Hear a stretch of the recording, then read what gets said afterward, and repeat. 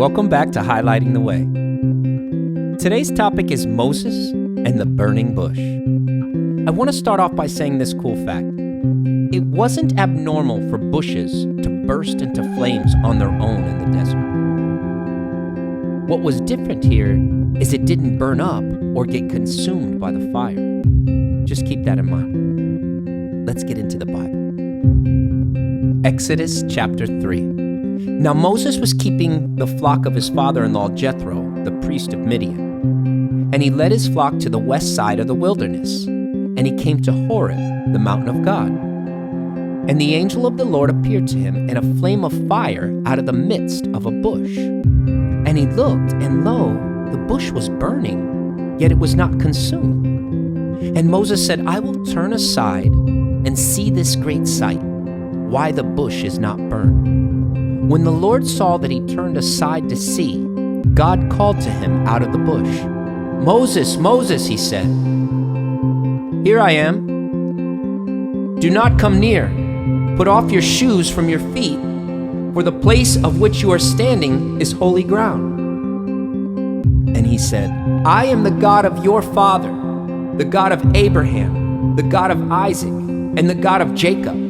And Moses hid his face, for he was afraid to look at God.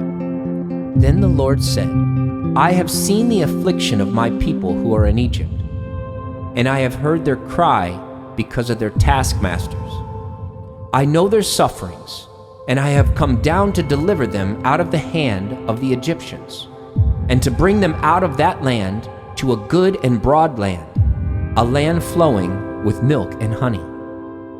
Okay, let's break down the word aside. The Bible says Moses turned aside. It actually says Moses said, I will turn aside to see this great sight, which means he made a choice. The Greek meaning for aside is to make room for, to withdraw, to reserve. So how do we get God's attention? Take notice of his existence. Get into a private place with God, and he will notice you. I believe God is looking for FBI agents, flaming bush investigators, people wanting to walk in the will of God and to be blessings to others and lead others to freedom. If we take the focus off of our daily duties and see what the Lord has to say and come to that secret place which is in private with God, it activates the process. You don't have to be loud or popular or wise or rich or even talented.